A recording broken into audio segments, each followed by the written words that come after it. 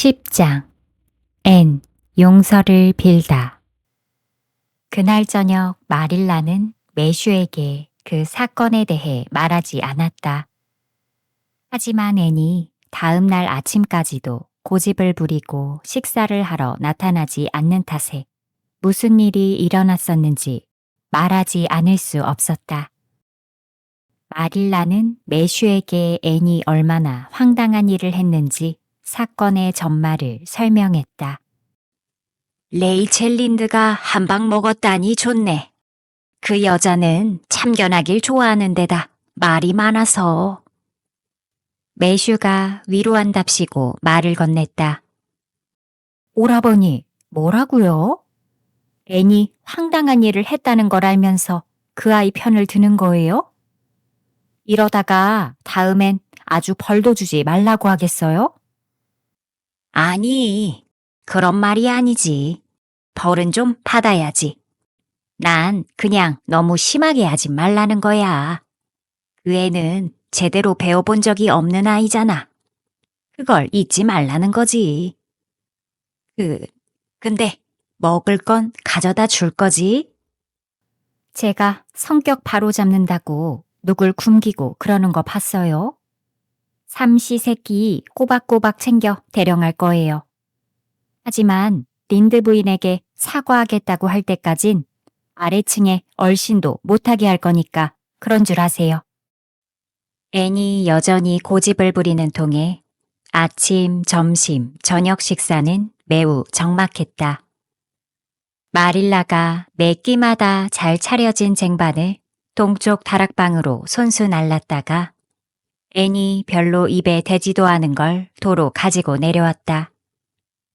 매슈는 앤이 뭘 좀 먹었는지 걱정스런 눈초리로 마릴라가 갖고 내려오는 쟁반을 쳐다보곤 했다. 그날 저녁 마구간 주변을 서성대던 매슈는 마릴라가 뒤편 초원에 풀어둔 젖소들을 데리러 나가자 살금거리며 집으로 들어와 계단을 타고 2층으로 올라갔다. 그동안 부엌과 복도 끝 침실만 오가던 매슈가 아니던가. 손님방 도배를 새로 하느라 봄에 마릴라와 함께 위층에 올라간 일을 제외하곤 2층에 올라가 본 적이 없었다. 이 일도 벌써 4년 전이다. 그는 까치발을 하고 복도를 지나 동쪽 다락방 문 밖에서 한참을 서성였다. 그러더니 용기를 내어 손가락으로 문을 살짝 두드려 빠끔히 안을 들여다봤다. 애는 창가에 있는 노란 의자에 앉아서 우울한 표정으로 정원을 내다보고 있었다. 꼬마의 조그맣고 슬픈 모습이 매슈의 눈에 안쓰러워 보였다.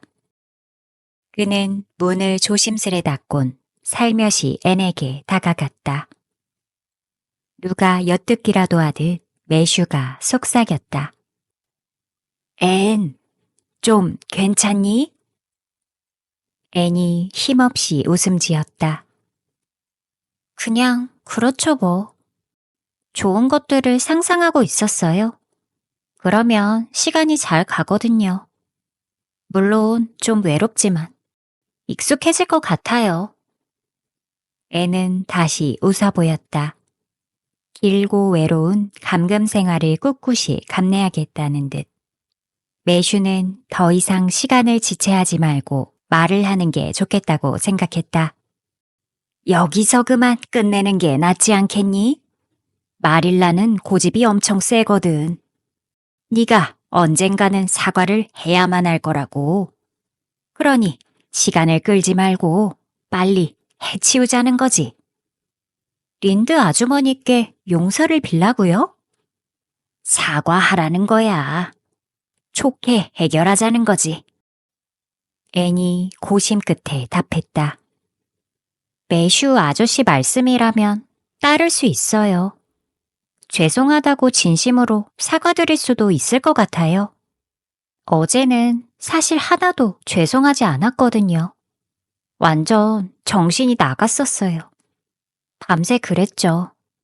자다가 3번을 깼는데 그때도 어찌나 화가 나던지 근데 오늘 아침이 되니까 그런 기분이 사라졌어요. 더 이상 화가 나지 않더라고요. 완전히 지친 거죠. 그리고 제 자신이 부끄러웠어요. 근데도 린드 아주머니께 가서 용서를 빌어야겠다는 생각은 들지 않았어요. 차라리 평생 방 안에서 갇혀 사는 게 낫겠다고 생각했어요. 하지만 매슈 아저씨께서 바라신다면 그렇게 할게요.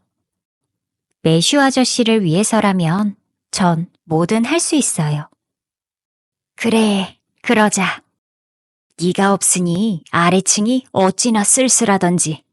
얼른 가서 일을 좋게 마무리 짓자. 그래야 좋은 아이인 거야. 네, 그럴게요.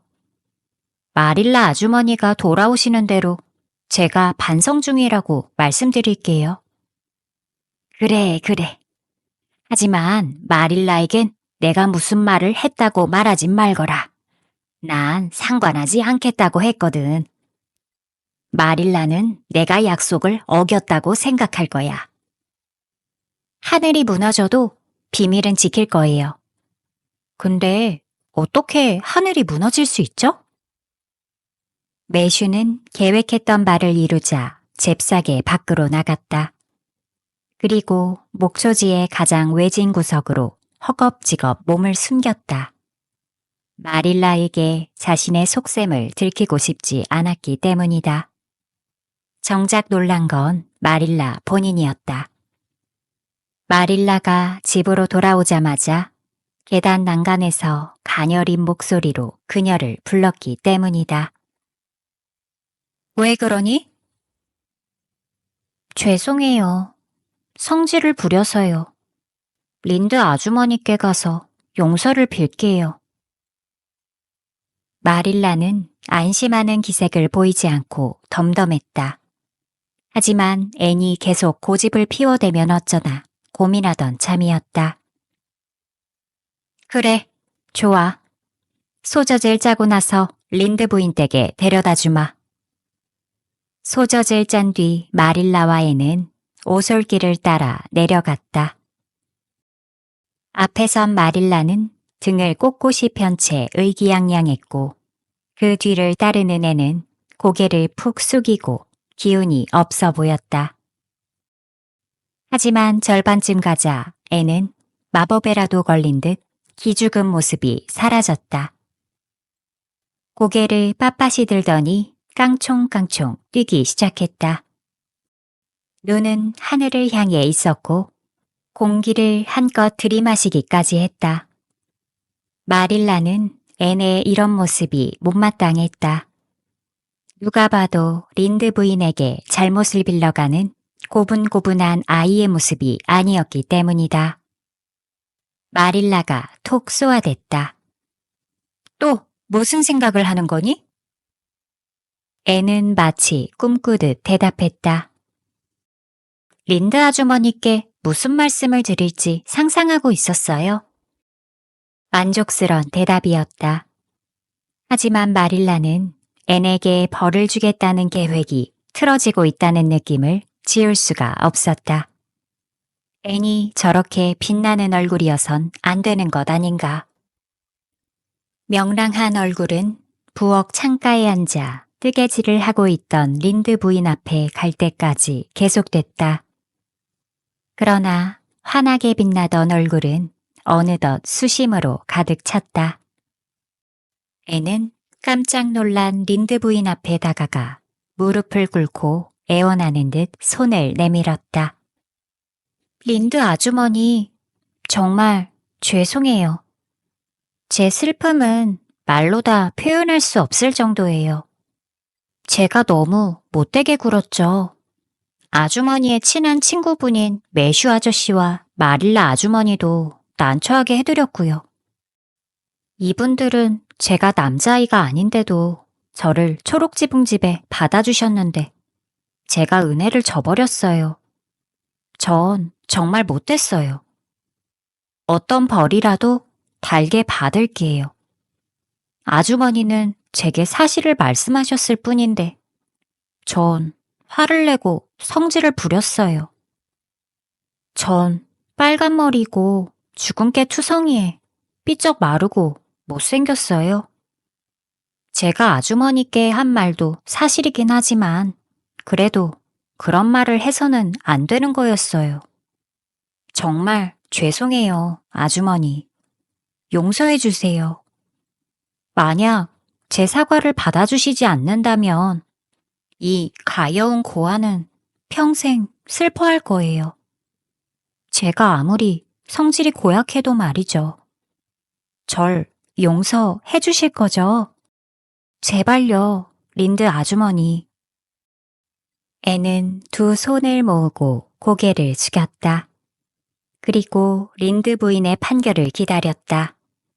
진심이 가득했다. 마릴라와 린드 부인은 앤의 말에 거짓이 없다는 걸 느낄 수 있었다. 하지만 마릴라는 앤이 사실은 스스로를 낮추면서 이 굴욕적인 상황을 즐기고 있다는 걸 꿰뚫어 봤다. 마릴라가 훈육을 하려고 했던 목적은 다 어디로 간 걸까? 앤은 벌을 놀이로 바꿔버렸다. 마음씨 고운 린드 부인은 통찰력이 깊지 않은 편이라 앤의 속내를 알아차리지 못했다. 앤이 진심 어린 사과를 한 것만으로도 모든 화를 풀어버렸다. 린드 부인은 참견쟁이였지만 정은 많은 사람이었다. 린드 부인이 따뜻하게 말했다.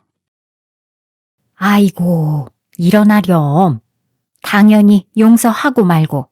나도 너한테 좀 심했지 뭐니. 내가 워낙 말을 쉽게 내뱉는 성격이라서 말이야. 너무 마음에 담아두지 말거라.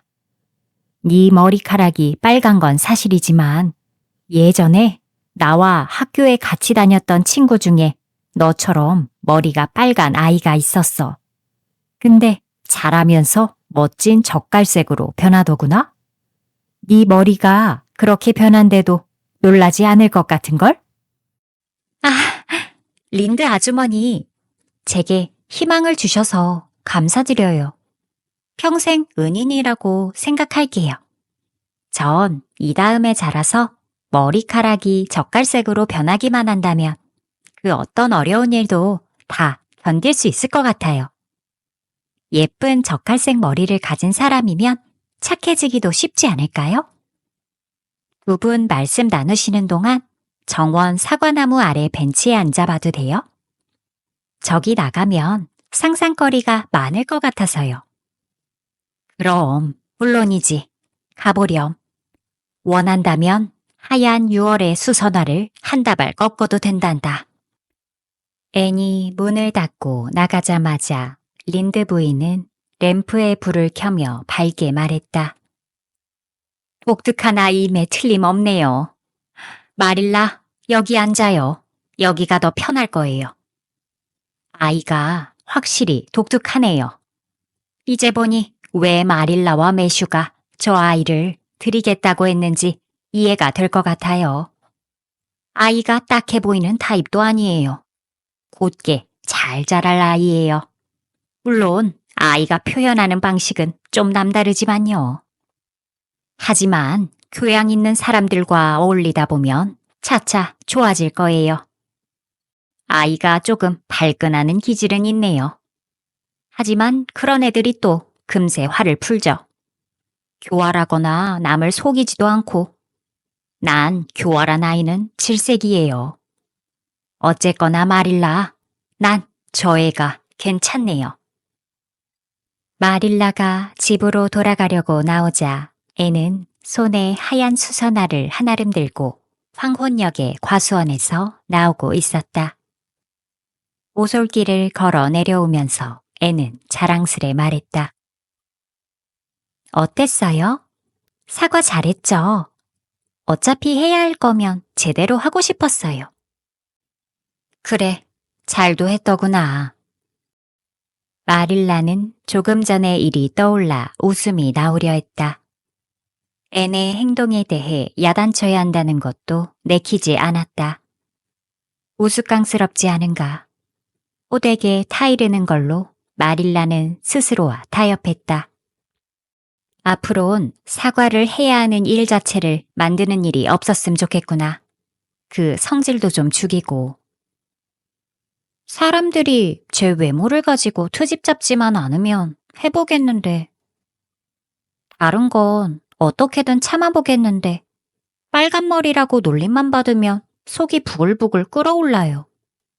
근데 제가 이 다음에 크면 정말 멋진 젓갈색 머리카락을 갖게 될까요? 외모에 그렇게 신경 쓸 것 없다. 허영심만 잔뜩 차게 될까봐 두렵구나. 제가 못생겼다는 걸 이미 아는데 어떻게 허영심이 생기나요? 전 예쁜 것들이 좋아요. 거울 속에 못생긴 것들이 비치는 게 싫어요. 슬퍼진단 말이에요. 못생긴 것들을 볼 때마다요. 아름다움은 행동에서 나오는 거야. 마릴라는 속담의 한 구절을 읊었다. 알쏭달쏭하다는 표정으로 애는 수선화에 코를 갖다 댔다. 그런 속담을 들은 적은 있지만 솔직히 믿기는 어려워요. 아, 이 꽃들 정말 향기로워요. 린드 아주머니께서 이렇게 좋은 걸 제게 주시다니 너무 감사해요. 이제 아주머니를 미워하는 마음은 싹 사라졌어요. 용서를 빌고 용서를 받으니 마음이 한결 가뿐해요. 오늘 밤은 별이 더욱 반짝여요. 만약 별에서 살 수 있다면 마릴라 아주머니는 어느 별에서 살고 싶으세요? 전 깜깜한 언덕 너머에 반짝이는 예쁜 별에서 살 거예요. 입 좀 다물어 줄래? 마릴라는 어디로 튈지 알 수 없는 앤의 생각을 따라잡느라 진이 빠질 지경이었다. 앤은 집으로 들어서는 오솔길에 도착할 때까지 입을 다물었다. 어린 고사리 향이 알싸하게 느껴졌다. 작은 불빛이 초록지붕지 부엌에서 새어나와 어둠을 밝혔다. 앤이 갑자기 마릴라에게 다가가더니 나이든 여인의 거친 손을 살며시 잡았다. 집이라는 곳이 있고 돌아갈 곳이 있다는 건 참 행복한 일 같아요. 전 초록지붕집이 참 좋아요. 지금까진 어딘가를 이렇게 좋아해 본 적이 없어요. 집이라고 느낄 만한 곳이 없었거든요. 마릴라 아주머니, 지금은 정말 행복해요. 당장에라도 기도할 수 있을 것 같아요. 기도가 하나도 어렵지 않을 것 같아요. 앤의 작고 앙상한 손이 마릴라의 마음을 따스하게 녹였다. 지금껏 느껴보지 못한 모성애가 움트는 것 같았다. 이 낯설고도 달콤한 기분에 마릴라는 혼란스러웠다. 평소와 같은 이성을 되찾기 위해 교훈거리를 둘러댔다. 좋은 아이가 된다면 항상 행복할 거다. 그리고 기도하는 걸 어렵게 생각하면 안 돼. 애는 한참 고민하더니 입을 열었다. 기도문을 외우는 거랑 기도하는 거랑은 좀 다른 것 같아요. 하지만 지금 전 제가 저 나무 꼭대기에서 나부끼는 바람이라고 상상할래요. 저 위에서 놀다가 지루해지면 내려와서 고사리들 틈으로 내려앉으면 되죠. 린드 아주머니네 정원에도 날아가서 꽃들을 춤추게 하고 그 다음엔 토끼풀이 있는 풀밭을 휙 쓸어주고요. 빛나는 옷으로 날아가서 잔물결도 일으킬 거예요. 바람만으로도 이렇게 상상할 거리가 많다니까요. 아, 그러니 이제 입을 꼭 다물고 있을게요. 아이고, 그래, 고맙다. 마릴라는 안도의 한숨을 길게 내쉬었다. 11장 주일학교에 대한 앤의 느낌. 마음에 드니? 마릴라가 물었다. 앤은 다락방 침대 위에 펼쳐진 세 벌의 새 옷을 침울한 눈빛으로 바라보며 서 있었다. 하나는 우중충한 깅엄 재질로 지난 여름 마릴라가 옷감이 쓸만하다는 장사꾼의 말에 넘어가 산 걸로 만든 옷이었다.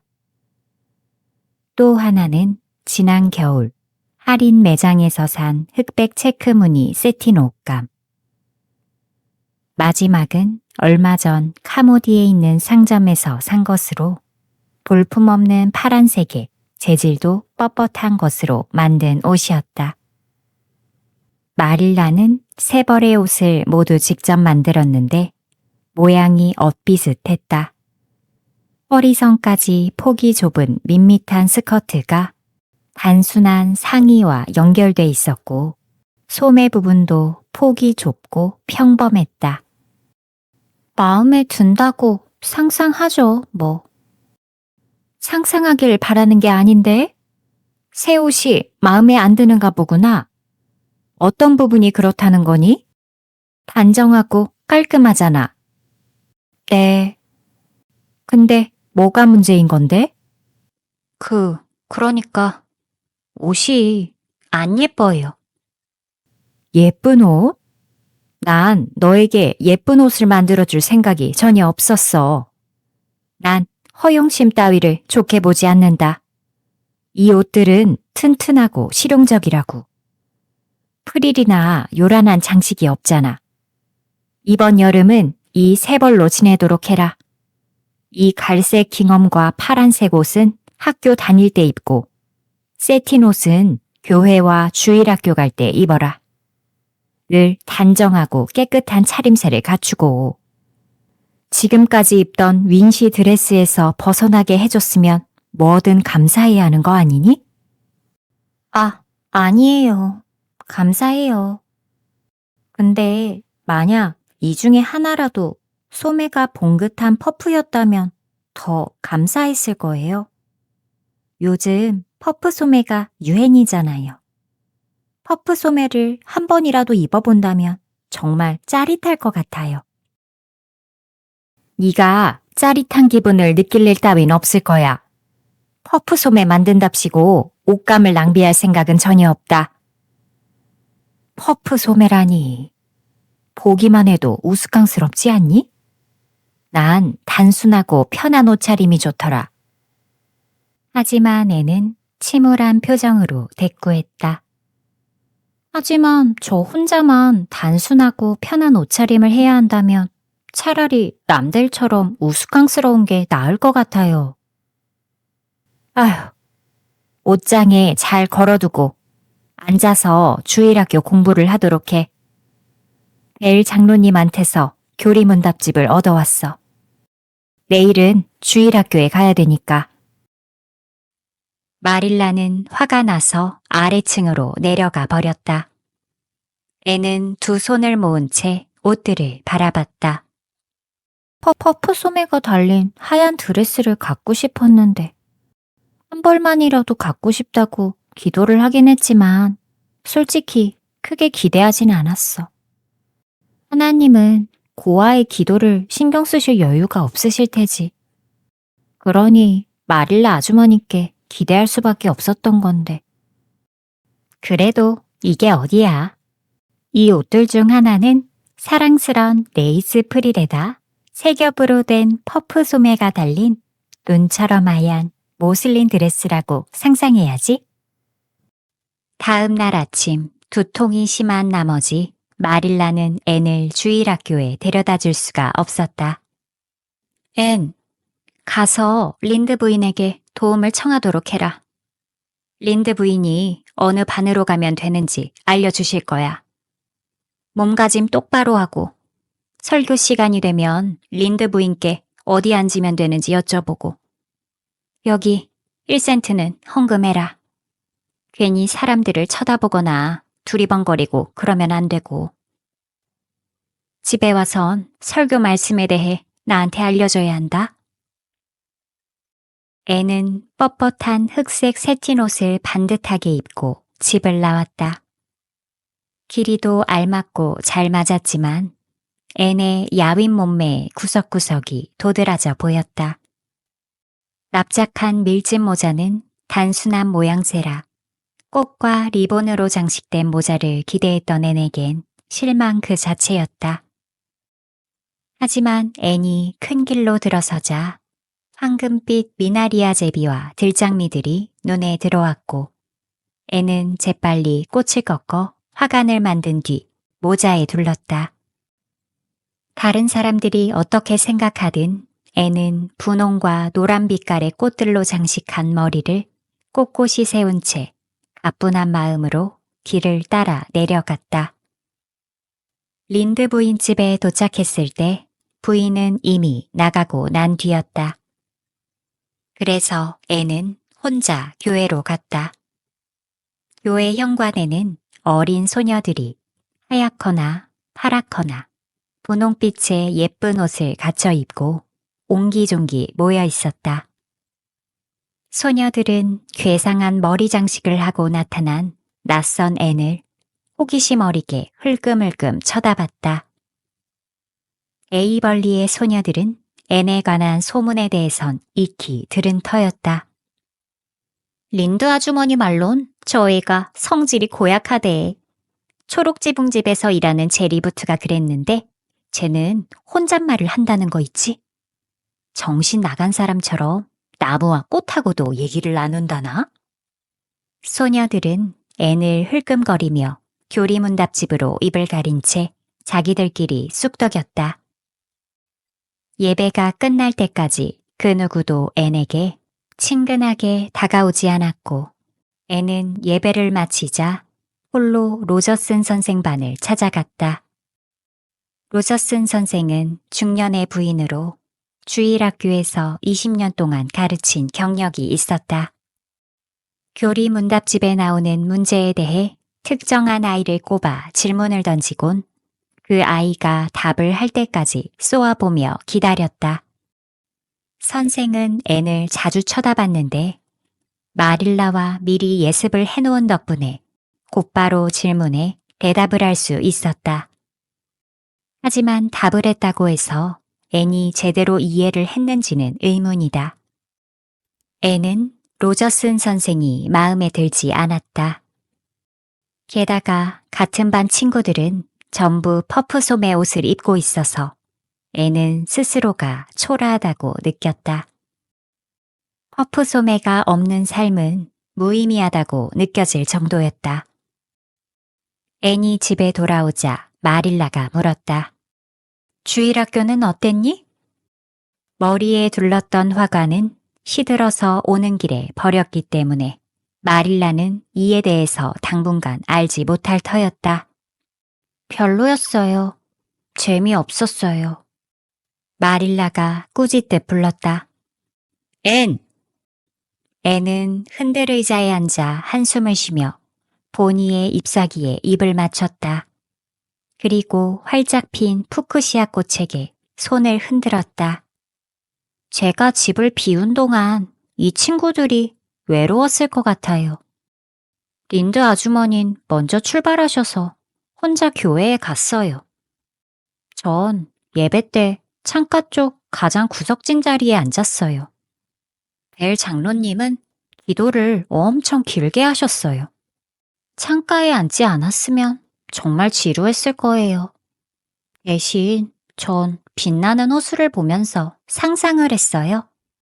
그러면 못 써. 장로님 기도에 귀를 기울였어야지. 하지만 벨 장로님이 제게 말씀하신 것도 아니잖아요. 그분은 하나님께 기도를 올렸고 솔직히 기도를 별로 좋아하시는 것 같지도 않았어요. 하나님이 멀리 계신다고 느끼시는 것 같았어요. 그래도 전 혼자서 작은 기도를 드렸어요. 호수 위로 하얀 자작나무가 길게 늘어섰고 햇살이 물 깊숙이까지 내리 비치고 있었어요. 꿈만 같았어요. 너무 짜릿해서 하나님 감사합니다라고 외쳤어요. 큰 소리를 낸 건 아니었음 하는데?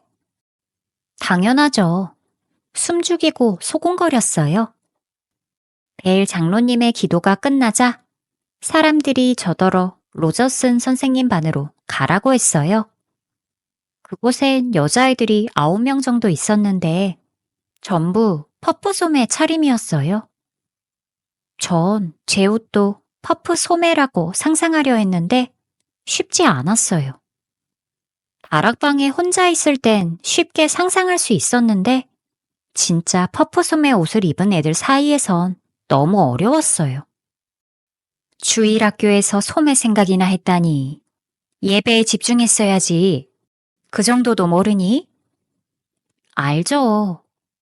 로저슨 선생님이 질문을 많이 하셨는데 전 대답을 다 한걸요? 근데 질문을 선생님만 한다는 건 불공평한 것 같아요. 저도 궁금한 게 참 많았는데. 어쨌든 저와는 잘 맞는 분 같지 않아서 묻진 않았어요. 그리고 반 친구들이 종교 시를 암송했어요. 선생님께서 저보고 외울 줄 아는 종교시가 있냐고 물어보셔서 모른다고 했는데 그래도 굳이 듣고 싶으시다고 하셔서 주인의 무덤을 지키는 개를 외울 수 있다고 말씀드렸어요. 사실 정확하게 말하면 종교시라고 볼 순 없지만 내용이 안타깝고 애잔하죠. 선생님께선 됐다고 하시면서 다음 주까지 19번째 종교시를 외워오라고 하셨어요. 다음 주 일요일이 빨리 왔으면 좋겠어요. 이번 주 내내 연습할 거예요. 주일학교가 끝난 후엔 로저슨 선생님께 저희 가족석이 어딘지 여쭤봤어요. 린드 아주머니는 너무 멀리 계셨거든요. 전 최대한 얌전히 있었어요. 말씀은 요한계시록 3장 2절과 3절이었는데 엄청 길었어요. 제가 목사님이었다면 짧고 멋진 구절을 골랐을 텐데 설교도 어찌나 길던지 설교를 말씀 길이에 맞춰야 한다고 생각하시나 봐요. 재미가 하나도 없었어요. 그래서 귀담아 듣지 않고 다른 상상을 했죠. 그래서 혼자 신이 났어요. 마릴라는 난감해졌다. 앤을 혼내야 한다는 생각이 들었지만 앤이 말한 것 중엔 부인할 수 없는 부분도 있었기 때문이다. 비밀스레 묻혀왔던 비판적인 사고들이 이 어린아이의 입을 통해 갑자기 드러나는 느낌이었다. 12장 경건한 맹세와 약속. 마릴라는 한 주 뒤 금요일이 돼서야 앤이 머리에 화관을 두르고 주일 학교에 갔다는 이야기를 들었다. 린드 부인 댁에서 돌아오자마자 마릴라는 앤을 붙잡고 어떻게 된 일인지 물었다. 앤, 린드 부인에게 듣자하니 지난주 일요일에 머리에 꽃들을 잔뜩 두르고 괴상한 꼴로 갔다면서? 도대체 무슨 생각이었던 거니? 저도 분홍색과 노란색이 저한테 안 어울린단 건 알아요. 또 말도 안 되는 소리를 하는구나. 넌 머리에 꽃을 둘렀어. 색이 어울리고 말고의 문제가 아니야. 말도 안 돼. 넌 정말 엉뚱하구나. 옷에는 꽃을 달면서 모자에는 왜 달면 안 되나요? 게다가 교회에 나온 다른 여자아이들은 죄다 옷에 꽃을 달았던데요. 뭐가 달라요? 앤, 그렇게 말을 받아치지 마. 그렇게 행동하는 건 어리석은 거야. 다신 그런 식으로 날 걸고 넘어지지 않도록 해라. 린드 부인이 너한테 다가가서 당장 꽃을 떼버리라고 말해주고 싶었는데 이미 늦었더래. 사람들이 그렇게들 쑥덕였단다. 보나마나 내가 널 그 꼴로 내보냈다고 생각했겠지. 앤의 눈에 눈물이 그렁그렁 맺혔다. 아, 죄송해요. 싫어하실 거라고 생각 못했어요. 장미와 미나리아 제비는 정말 향기롭고 예뻤어요. 전 사람들이 제 모자를 보고 예쁘다고 할 줄 알았어요. 다른 여자애들은 옷에 가짜 꽃을 달잖아요.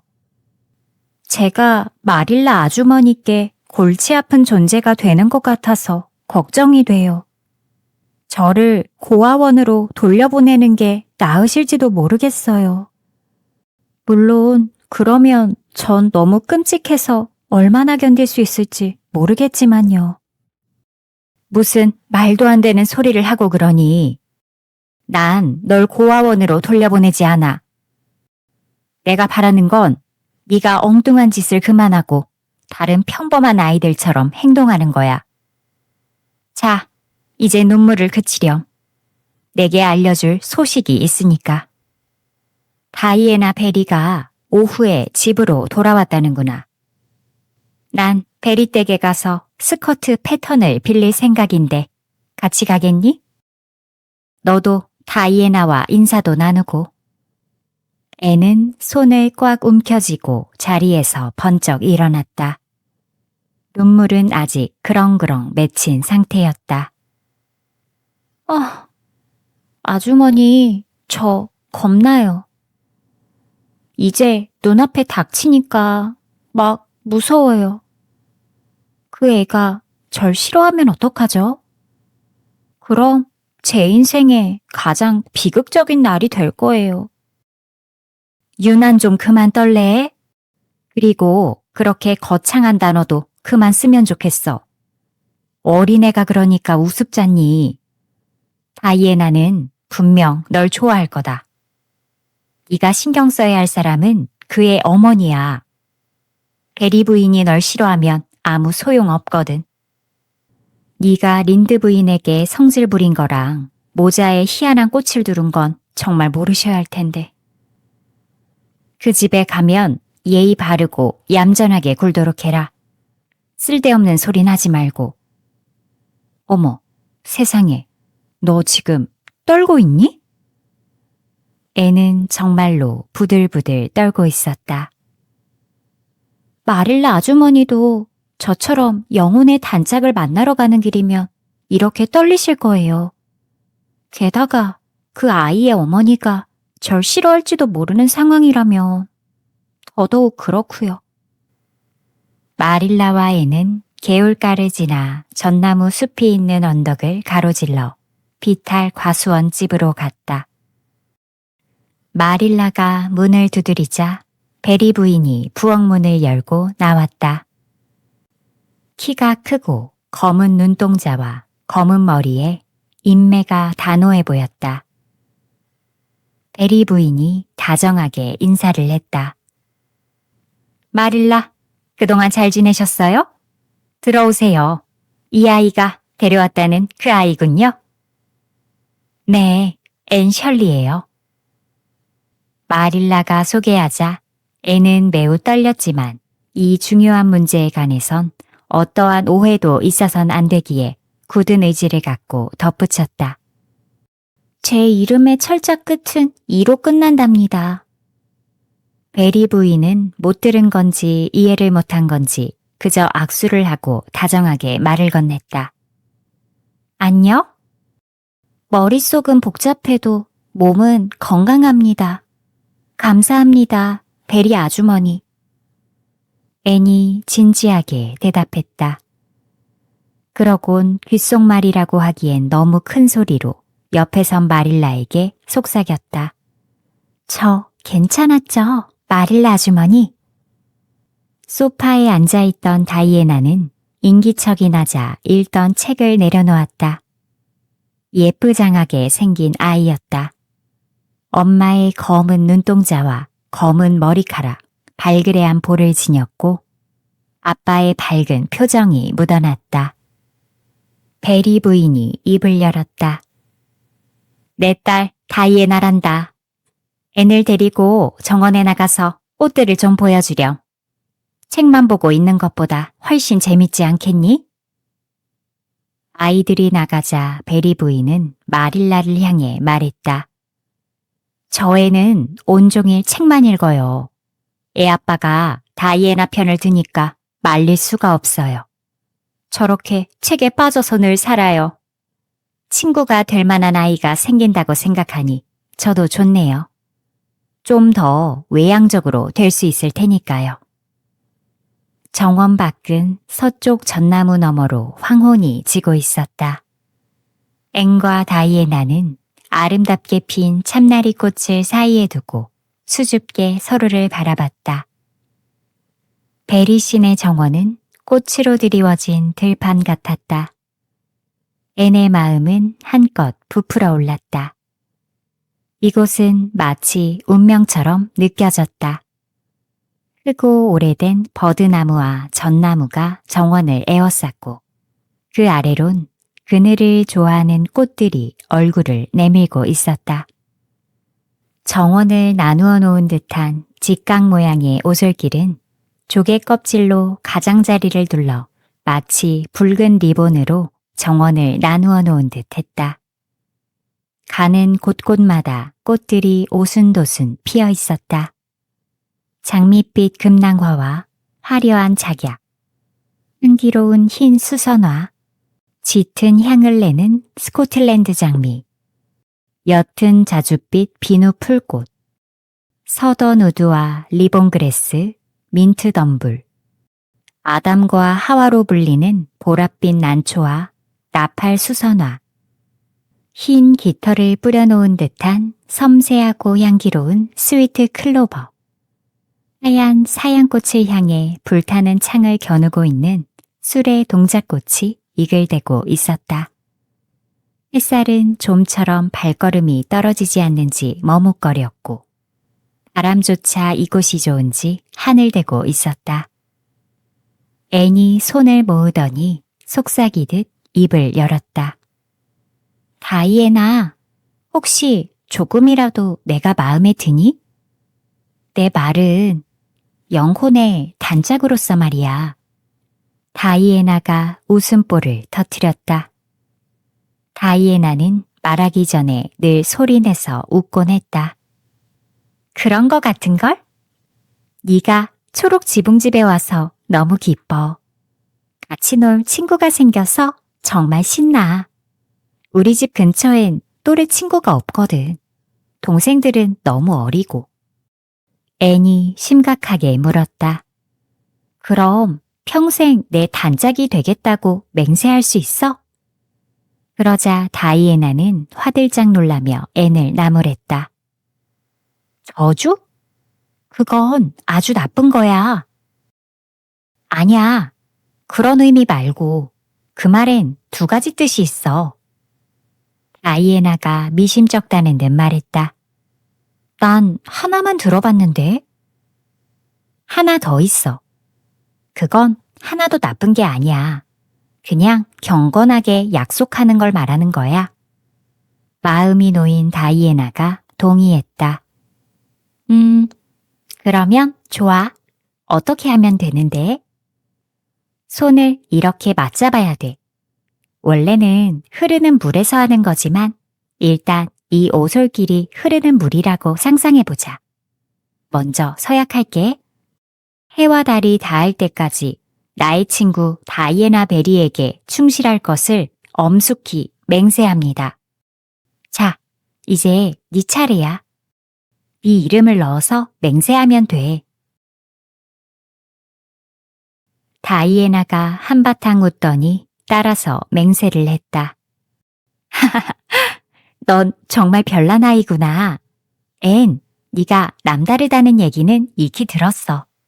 하지만 난 네가 정말 좋아질 것 같아. 마릴라와 앤이 집으로 돌아갈 때 다이애나는 통나무 다리까지 따라 나섰다. 두 소녀는 서로 팔짱을 낀 채였다.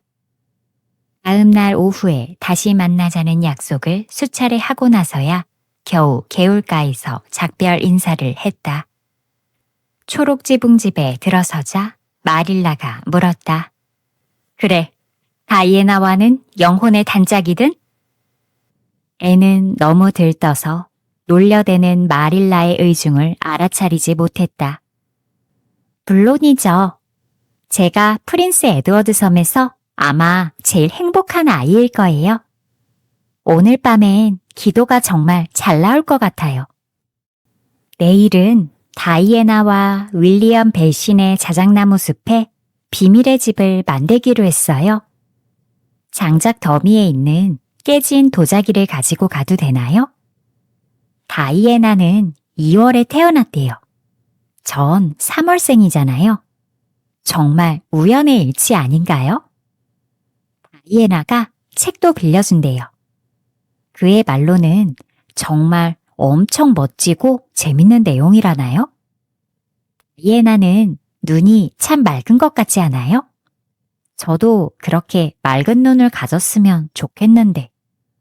아, 저에게 노래하는 법도 알려준댔어요. 제목이 개암나무 골짜기의 넬리래요. 제 방에 걸어둘 그림도 준다고 했어요. 파란색 실크 드레스를 입고 있는 여인이 있는 그림이래요. 저도 다이애나에게 선물하고 싶은데. 전 다이애나보다 1인치 정도 더 키가 커요. 하지만 다이애나가 저보다 살집은 더 많죠. 그 애는 살을 빼야 우아해 보인다고 하지만 그건 저 듣기 좋으라고 한 소리 같았어요. 이 다음에 조개 주우러 바닷가에도 같이 가기로 했어요. 통나무 다리 아래에 있는 샘물은 드루아스 샘이라고 부르기로 했어요. 정말 아름다운 이름이지 않나요? 예전에 이런 이름을 가진 샘 이야기를 읽은 적이 있어요. 드루아스는 나무의 요정일 것 같아요. 마릴라가 얼른 말을 끊었다. 일평생 다이애나 얘기만 해도 다 못하겠구나. 네가 한 가지는 명심했으면 해. 온종일 노는 건 안 돼. 넌 할 일이 있고 그게 우선이야. 앤의 행복은 충만했는데 매슈가 오자 그 잔이 넘쳐 흘렀다. 매슈는 카모디의 상점에서 막 돌아오는 길이었는데 마릴라의 눈치를 보며 주머니에서 작은 보따리를 꺼내더니 앤에게 건넸다. 초콜릿 캔디를 좋아한다길래 조금 사왔다. 나 원참 치아만 상하고 배만 아플 걸 뭐하러 사왔대요? 그렇게 울상지을 건 없다. 매슈 오라버니가 이왕 사오신 거니 먹어도 돼. 한꺼번에 다 먹고 탈나는 일은 없도록 해라. 네, 물론이죠. 명심할게요. 근데 아주머니, 이거 절반은 다이애나에게 선물해도 되나요? 나눠 먹으면 2배로 맛있을 것 같은데. 그 친구에게 뭘 준다고 생각만 해도 기분이 좋거든요. 앤이 다락방으로 올라가자 마릴라가 입을 열었다. 저 애는 말이죠. 인색하지 않아요. 제가 또 구두쇠 같은 애들은 질색이잖아요. 이제 고작 3주 지났는데 여기 한참 같이 살아온 아이 같네요. 이제 앤이 없는 집은 상상이 안 가요. 그럴 줄 알았다니까 라는 표정 짓지 말아요, 오라버니. 솔직히 앤을 데리고 있기로 한 건 잘한 선택인 것 같아요. 저 아이가 마음에 들어요. 그렇다고 절 골려먹을 생각은 하지 마세요. 13장 소망하는 행복. 앤이 바느질하러 들어올 때가 됐는데 마릴라가 시계를 본 후 밖을 내다보며 말했다. 8월의 오후는 열기에 모든 게 지쳐서 늘어진 듯 했다. 약속 시간보다 30분이나 더 놀다 들어와 놓고 이젠 장작더미에 앉아 오라버니와 수다를 떨고 있잖아? 할 일이 있다는 걸 뻔히 알면서. 그리고 오라버니는 저 아이의 말을 좋다고 들어준단 말이지. 아휴, 얼빠져서 이야기를 듣는 오라버니의 꼴하고는. 앤 셜리, 당장 오거라. 내 말 안 들리니? 마릴라가 서쪽 창문을 몇 차례 두드리자 앤이 뜰을 지나 재빨리 달려왔다. 뺨은 발그레했고 머리카락은 풀어헤친 채 등 뒤에서 눈부시게 휘날렸다. 아, 마릴라 아주머니, 다음 주에 주일학교에서 소풍을 간대요. 하먼 앤드류 씨네 들판으로요. 빛나는 호수 근처래요. 벨 아주머니와 린드 아주머니도 함께 가시는데 아이스크림도 만들어주신대요. 생각해보세요. 아이스크림이라니? 아, 마릴라 아주머니, 저 소풍 가도 되나요? 앤, 시계를 봐라. 내가 몇 시에 들어오랬니? 2시요. 하지만 소풍을 간다니 너무 멋지지 않나요? 가도 돼요? 전 소풍을 가본 적이 없어요. 상상은 해봤지만 실제로는 한 번도. 그래, 2시라고 했지? 근데 지금 3시 15분 전이다.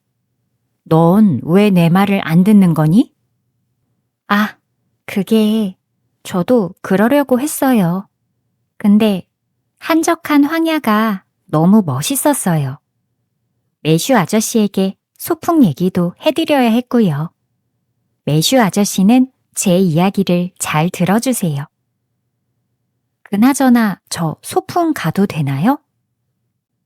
넌 그 한적한 곳인가 뭔가 하는 곳의 유혹도 참을 줄 알았어야지. 내가 언제까지 오라면 때 맞춰 와야 해. 그리고 네 말을 잘 들어주는 사람이 있다고 거기에 들떠서 자리에 눌러 앉아야 할 필요도 없어. 소풍은 물론 가도 된다. 너도 주일학교에 다니고 다른 아이들은 다 가는데 너만 안 갈 순 없잖니? 앤이 머뭇거렸다. 근데 다이애나가 그러는데 각자 먹을 걸 한 바구니씩 싸가야 된대요. 아주머니도 아시지만 전 요리를 할 줄 몰라요. 그래서 말인데 퍼프 소매가 아닌 옷을 입고 소풍 가는 건 괜찮은데 바구니가 없으면 너무 부끄러울 것 같아요. 다이애나가 바구니 이야기를 한 다음부터 계속 마음에 걸렸어요. 걱정거리도 많구나. 빵은 내가 구워주면 되잖니. 아, 정말 감사드려요. 마릴라 아주머니. 저에게 이렇게 잘해주시니 몸둘 바를 모르겠어요. 애는 너무 기뻐서 감격에 탄성을 지르며 그녀의 가녀린 뺨에 입을 맞추었다. 어린 아이가 다가와 입맞춤을 하는 건 마릴라에겐 처음 있는 일이었다. 달콤한 감정이 속에서 올라왔다. 마릴라는 앤의 갑작스런 입맞춤에 기쁘고 놀랐지만 퉁명스럽게 말했다. 됐어. 입맞춤까지 할 건 없잖니. 내가 시키는 대로 얼마나 잘하는지 이제 똑똑히 지켜볼 거다. 요리는 조만간 가르쳐 줄게. 근데 넌 너무 덤벙대서 차분해져야 할 필요가 있어. 요리는 딴 생각을 하면서 할 수 있는 게 아니야. 자, 이제 가서 조각보를 가져오렴. 차를 마시기 전에 하나 만들어보자. 애는 바느질 꾸러미를 가져와 자리에 앉았다. 빨갛고 흰 다이아몬드 모양의 천 조각들이 가득했다. 전 조각보가 싫어요. 더 재미난 바느질도 있을 것 같은데 조각보는 상상거리가 없잖아요. 그냥 이것저것 이어붙이는 거잖아요? 물론 놀기만 하면서 다른 곳에 살 바에야 조각보를 만들며 초록 지붕집에 사는 게 훨씬 낫긴 하지만요. 바느질을 할 때에도 다이애나와 놀 때처럼 시간이 금세 지나갔으면 좋겠어요. 다이애나와 놀면 정말 좋아요. 상상은 제 담당이에요. 제가 그건 잘하거든요. 다이애나는 다른 걸 다 잘해요. 저희 밭이랑 벨 아저씨네 밭 사이에 개울이 있고 그 사이에 작은 땅이 있잖아요. 벨 아저씨네 땅 말이에요. 그곳 구석에 자작나무들이 옹기종기 모여있는 낭만적인 곳이 있는데요. 그곳이 다이애나와 저만의 비밀의 집이에요. 저희는 그 집을 한적한 황야라고 지었어요. 시적이지 않나요? 이름을 짓는데 시간이 꽤 걸렸어요. 그러다 막 골아떨어지려던 순간 번뜩 이름이 생각난 거예요. 제가 이름을 들려주자 다이애나도 좋아했어요. 저흰 비밀의 집을 예쁘게 꾸몄어요. 꼭 구경하러 오세요. 아셨죠? 이끼가 낀 커다란 돌은 의자고요.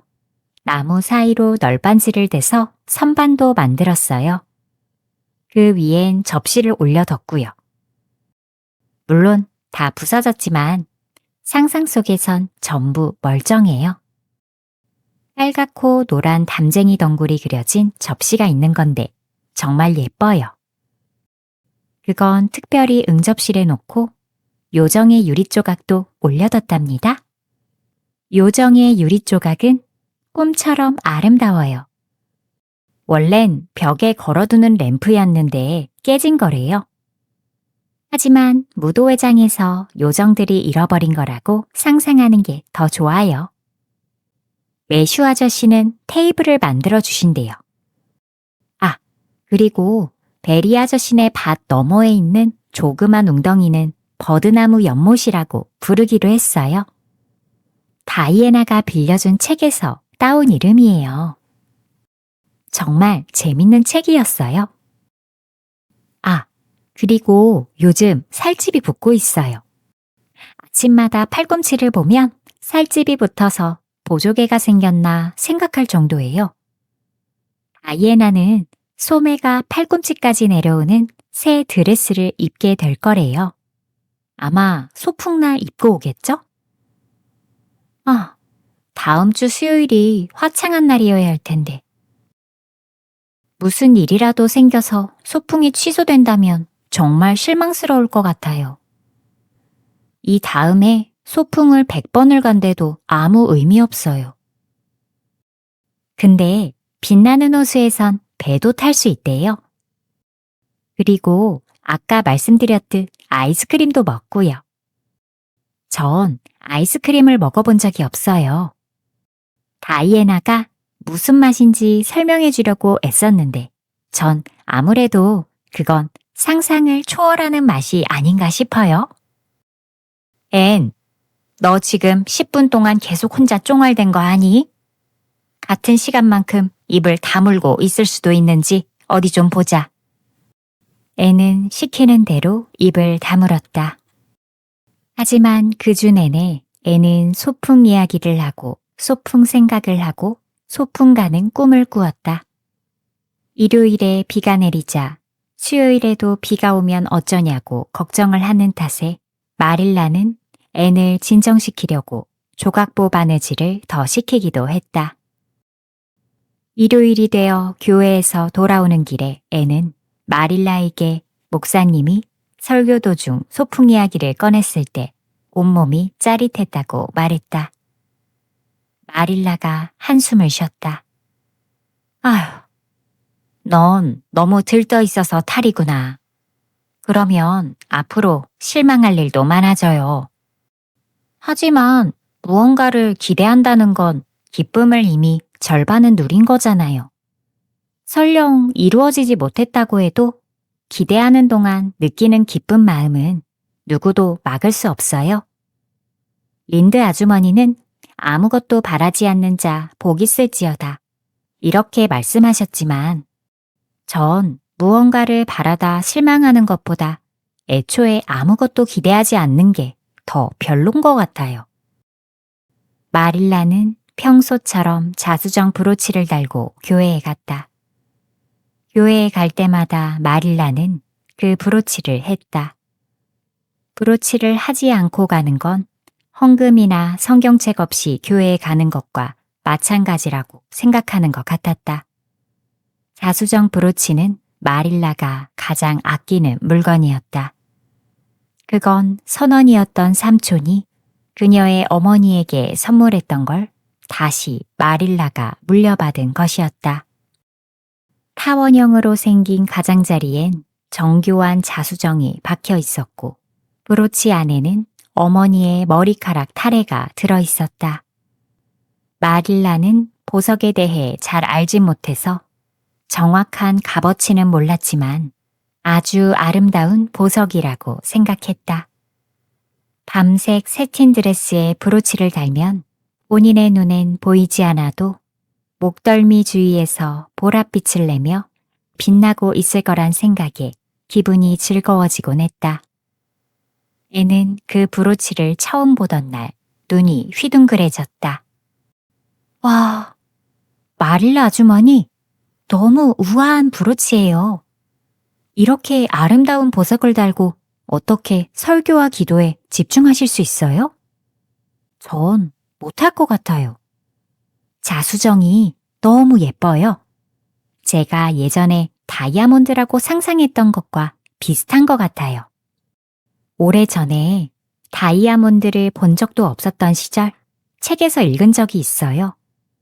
그래서 그 보석은 어떤 모양일까 상상하곤 했어요.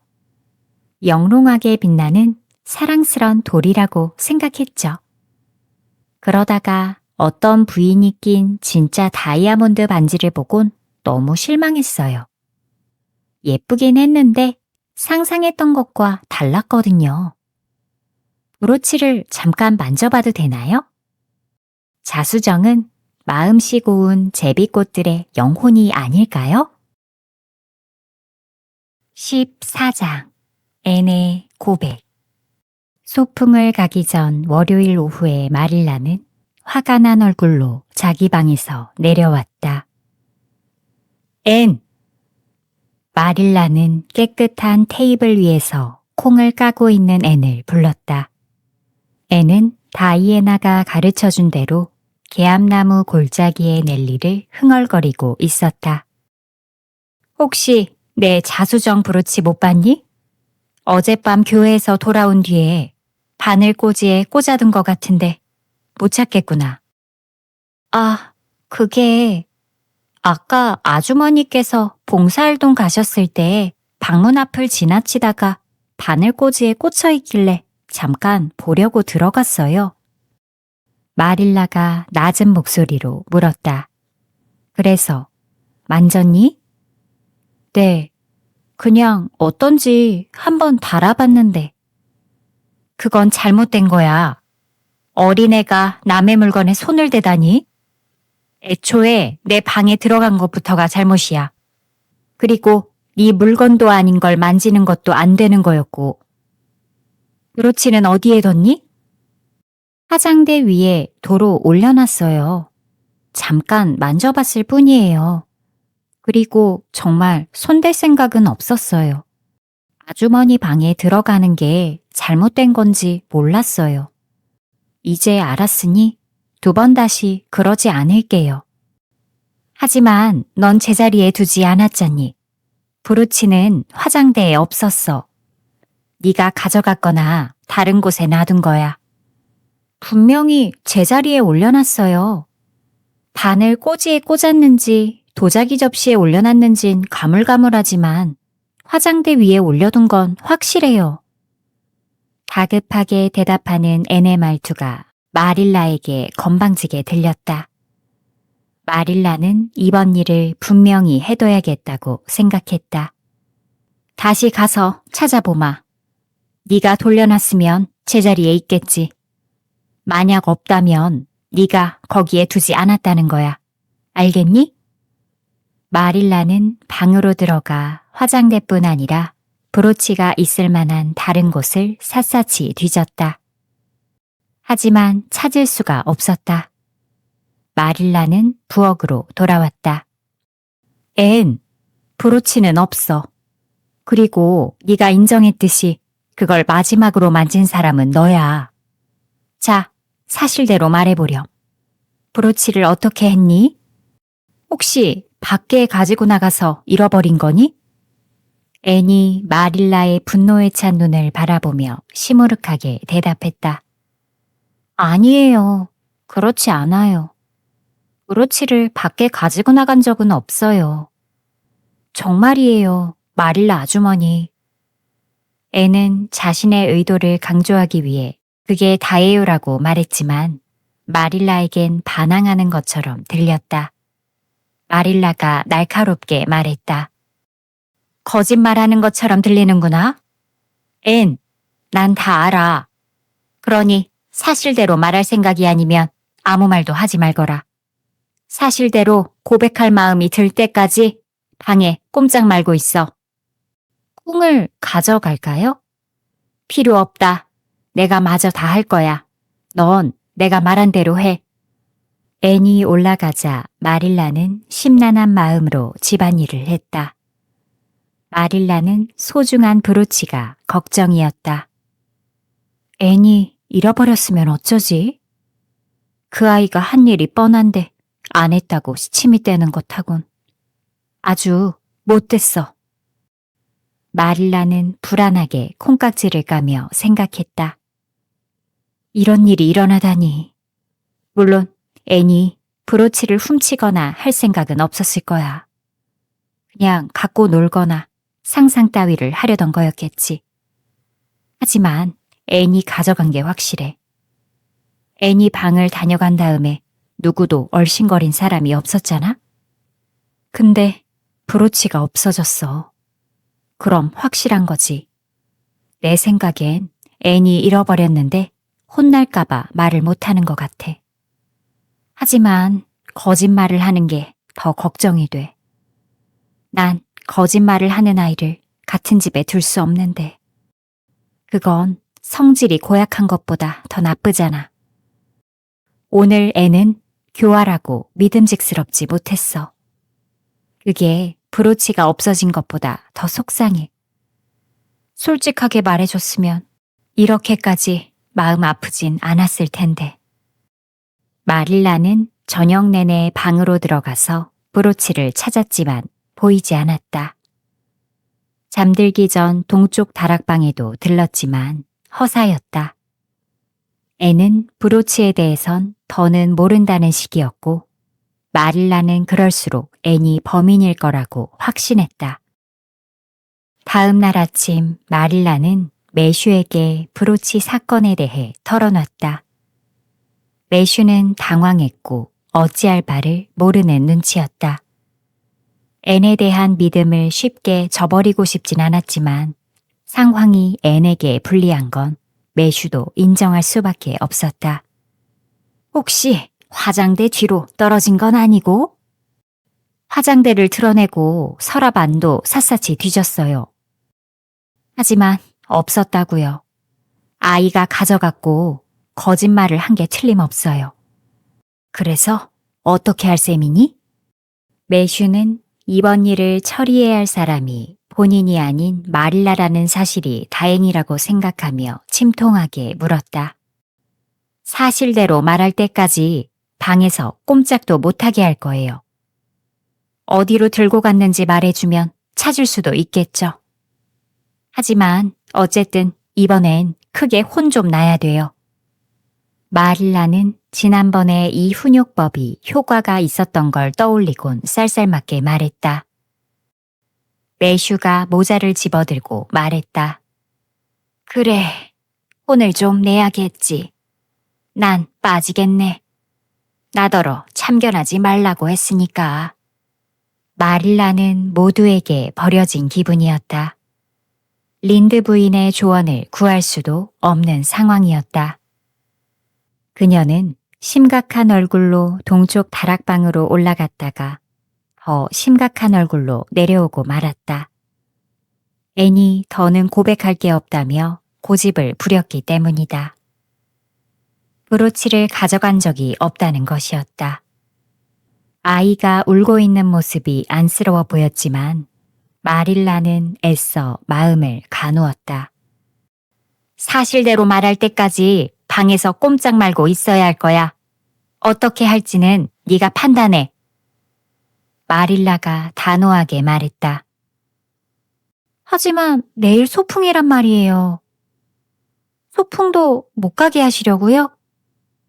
오후 한나절만 밖에 내보내주시면 안 될까요? 그 후엔 얼마든지 방에 꼼짝 않고 있을게요. 제발 소풍만 가게 해주세요. 솔직히 말하기 전엔 소풍이고 뭐고 없다. 아주머니. 애는 애원했지만 마릴라는 문을 닫고 나가버렸다. 수요일 아침은 너무나 맑아서 마치 소풍을 위해 특별히 준비된 날 같았다. 새들이 초록지붕집 주위에서 지저귀고 잎들에 핀 흰나리 꽃의 향기가 바람을 타고 창문으로 들어왔다.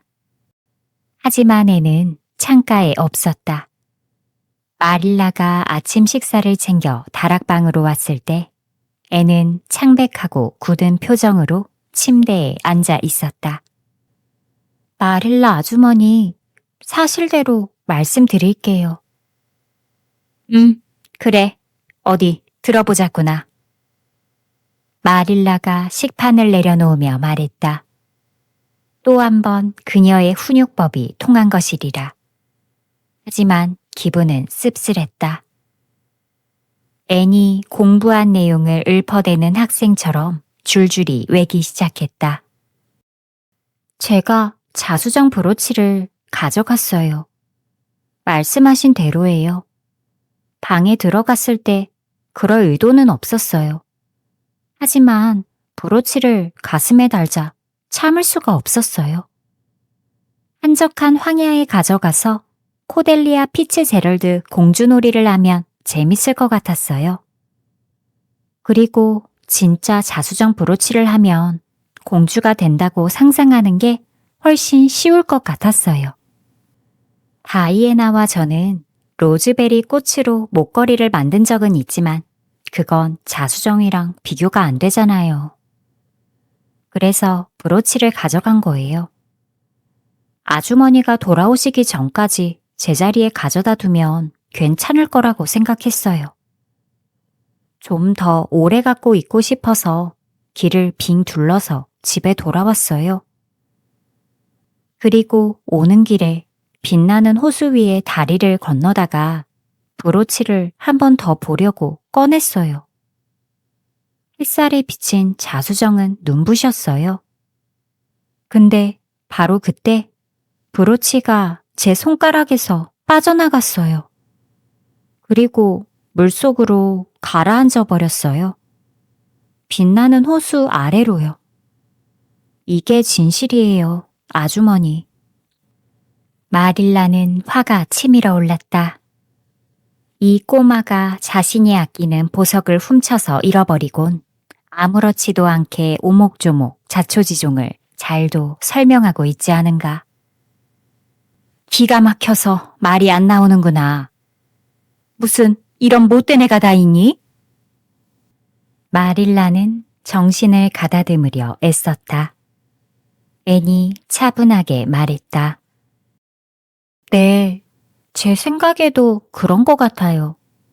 전 벌을 받아 마땅해요. 그리고 아주머니가 벌을 주시는 게 옳아요. 근데 벌을 주실 거면 지금 당장 주시는 건 안 될까요? 홀가분한 마음으로 소풍 가고 싶어서요. 세상에, 소풍이라니? 너한테 오늘 소풍 따위는 없어. 앤셜리, 그게 네 벌이야. 그리고 그건 네가 저지른 짓에 비하면 아무것도 아니야. 앤이 자리에서 벌떡 일어나 마릴라의 손을 움켜쥐었다. 소풍을 못 간다니요? 하지만 갈 수 있다고 약속하셨잖아요. 아주머니, 저 정말로 소풍에 가야 돼요. 소풍 가려고 사실대로 털어놓은 거란 말이에요. 다른 어떤 식으로든 벌을 주셔도 상관없지만 제발 소풍은 가게 해주세요. 아이스크림은 어쩌라고요. 전 아이스크림을 한 번도 먹어본 적이 없단 말이에요. 마릴라는 애원하는 앤의 손을 뿌리치며 말했다. 소용없다. 소풍은 안 돼. 그게 다야. 앤은 마릴라가 더 이상 꿈쩍하지 않을 거란 걸 알았다. 앤은 날카롭게 비명을 지르더니 고개를 침대에 파묻었다. 그리고 절망으로 몸부림치며 울부짖기 시작했다. 마릴라는 서둘러 방에서 빠져나왔다. 어머, 세상에. 정신 나간 아이가 아닌가 몰라? 제정신이면 저렇게 행동할 리가 없잖아? 아니지.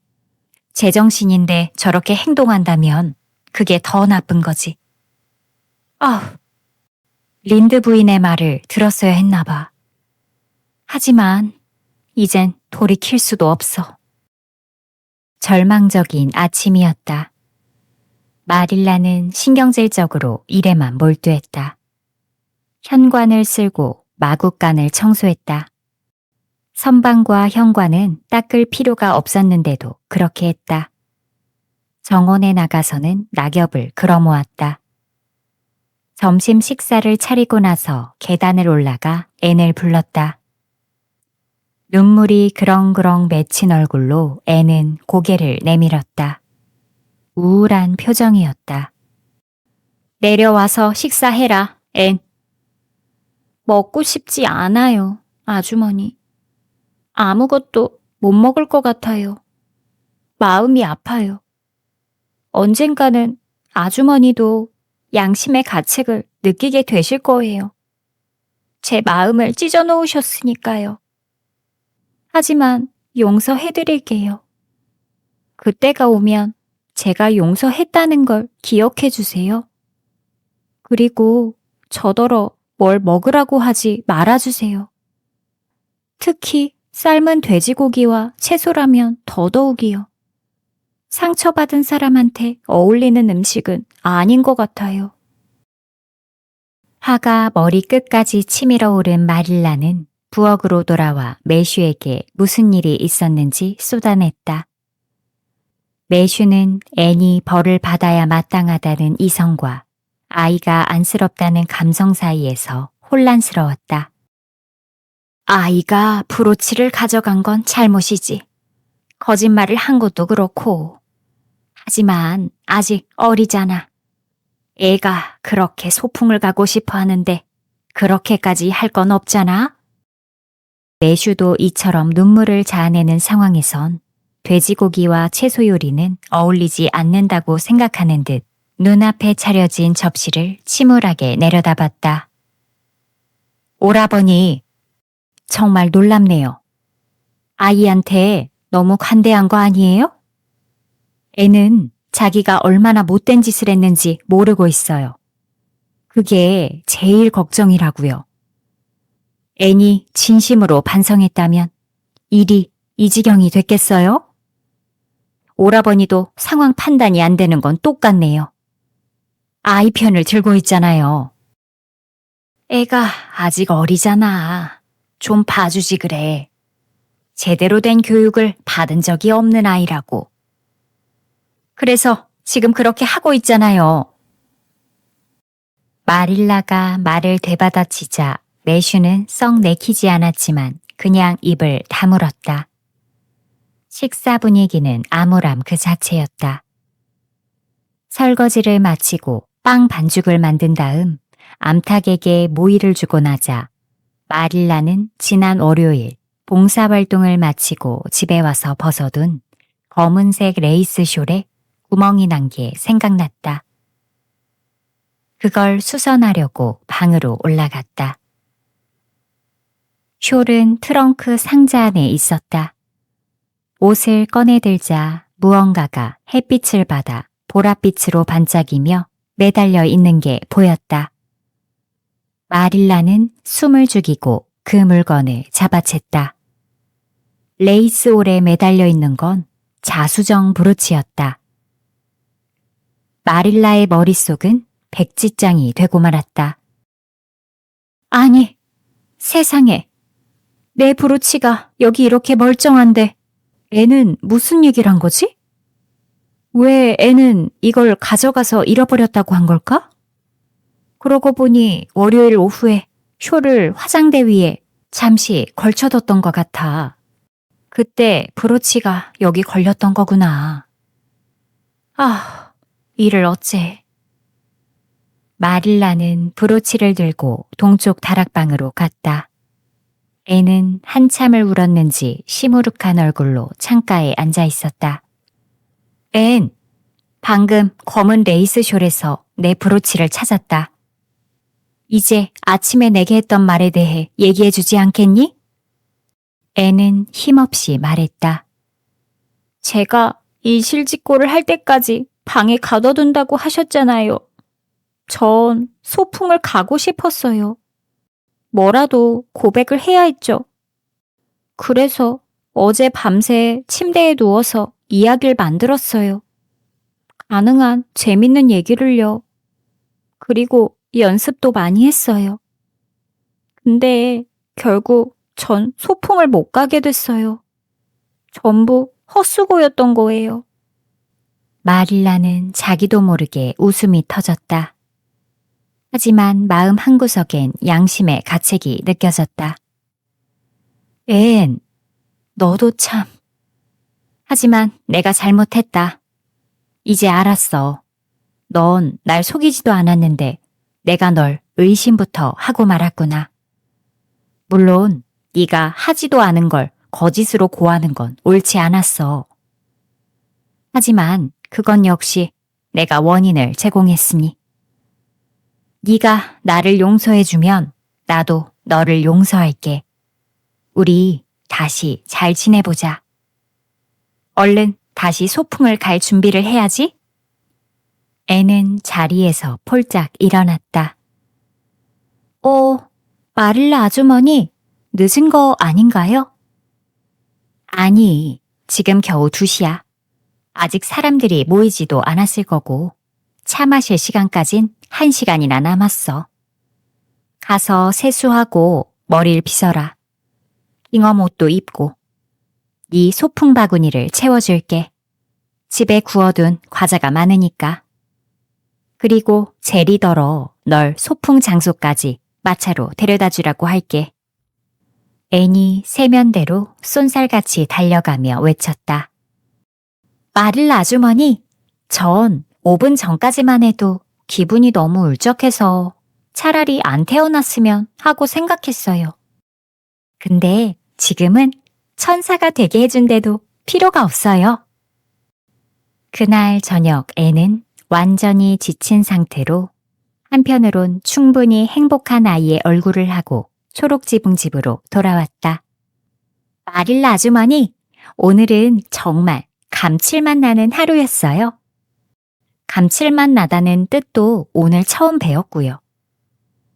정말 모든 게 다 사랑스러웠어요. 차를 마셨는데 황홀했어요.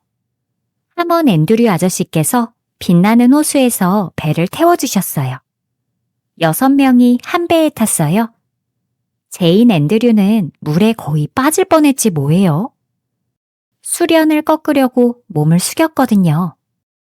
앤드류 아저씨가 잡아주지 않았으면 물에 빠져 죽었을지도 몰라요. 그리고 아이스크림도 먹었어요. 말로 표현할 수 없는 맛이었어요. 고귀하다고나 할까요? 그날 밤 마릴라는 양말 꾸러미를 앞에 두고 매슈에게 모든 이야기를 들려줬다. 그녀는 솔직하게 털어놨다. 제 잘못이에요. 하지만 저도 좋은 걸 배웠어요. 애니 고백한 일만 생각하면 웃음이 나요. 웃을 일이 아닌데도 말이죠. 애니 말했을 때 거짓말 같다는 생각이 안 들 정도였거든요. 어쨌든 이번 일은 제 잘못이에요. 그 아이는 이해하기 어려운 구석도 있지만 분명히 잘 자랄 거예요. 또 분명한 건 애니 있는 한 우리 집에 조용할 날은 없을 것 같네요.